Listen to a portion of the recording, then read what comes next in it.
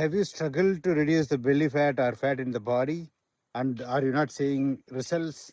Okay, listen to this. First of all, reducing the fat starts in the kitchen. It is not in the workouts. It's about calories your body requires every day. So if your body requires 1600 calories, basal metabolic rate, plus your workout decides the amount of calories you need every day, and you eat more than that extra calories that you eat gets stored as fat. Nothing can be done. You can't beat that. So eat less calories than your body requires. That's the most primary thing that you can do. And second thing is you can't target belly fat. You can't target any particular fat in the body. The reason being fat doesn't burn like that. It's against biology. So you need to consume less calories than your body needs.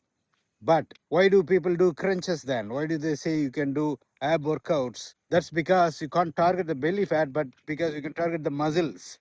Usually, a lot of people have loose muscles in the belly area, sides, and if they do crunches, all the varieties of crunches and turns, what happens is all the various muscles, core muscles, tightens up and holds your belly very tight.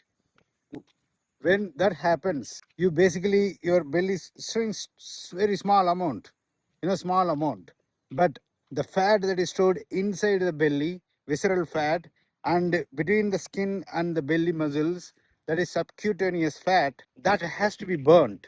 And unfortunately, the last fat in the body to go is the belly fat. So once you start working out and consuming less food than calories than you need, what happens is your fat from the face, hands, arms, legs, everything starts to reduce, and thighs, and then finally it is the belly fat. Especially for men, it is belly fat is a very difficult one. So remember that less calories than you need per day, and then crunches only to tighten the muscles. That is the most important thing. And there are several things you can give signal to body to start using the fat more efficiently, so that you reduce the fat faster. First thing is intermittent fasting. That is very important. Look it up. It helps. Second, consume good healthy fat. While in intermittent fasting, it gives a signal for body to start using fat more. This is very important. Body goes into fat burning mode, ketone usage, your brain fires up, becomes very active, and your body runs efficiently in ketones. It's good for hormones. And then what you eat matters a lot.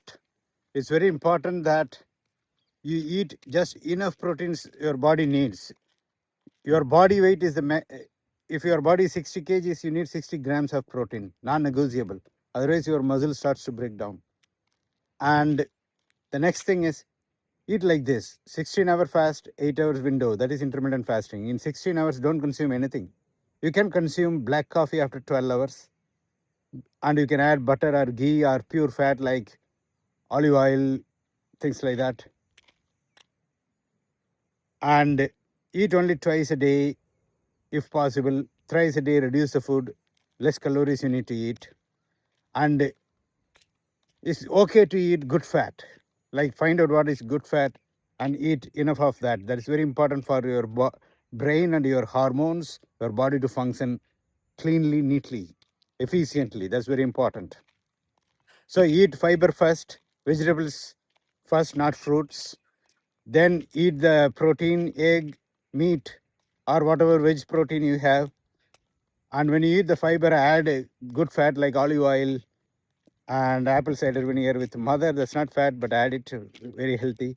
Last thing, eat small amount of carb. Whatever you eat, small amount of carb. If you eat rice, eat the rice that's not polished. That's very important. Black rice, brown rice, things like that. Not polished is very important. So at the end, have fruits, whatever. Don't eat fruit first thing in the morning. Don't eat cereals first thing in the morning. They are not good for the health. It's okay to eat protein first, but better to eat fiber first. When you eat carb last, it digests slow, and your blood glucose doesn't spike. Your body will be using as much as possible ketones, the fat, and eat less carbs every day. So this is very important. Just calories, eating enough less than needed calories will reduce the body fat, but it won't keep the body functionally optimal. it won't retain the muscles. So you need to eat proper portions of all this. And when it comes to workouts, it helps start burning fat more, increasing the metabolic rate. So you can walk in zone 2, normal walking speed. That actually helps. It's magical. Walk half an hour or 1 hour per day. It's good for your mind also. The second thing is do workouts alternate days, body weight workouts, increase your muscles, make functional workouts, increase your muscles because muscles burn more fat and it helps you maintain your body weight easily. So increasing the muscles is helpful to increase your metabolic rate. And also if you work out in the morning, your throughout the day your muscles are activated and consumes more uh, fat and energy from the body. If you eat food, after eating food, walk for 5 minutes. It actually gives a signal to the muscles to start burning the fat, especially the muscles from our calf, the calf muscles that you see. That is actually very important in giving signal to start using the glucose after eating the food faster so that it doesn't get stored. So these are very important things to reduce the fat. Wish you all the best. Comment if you have any questions.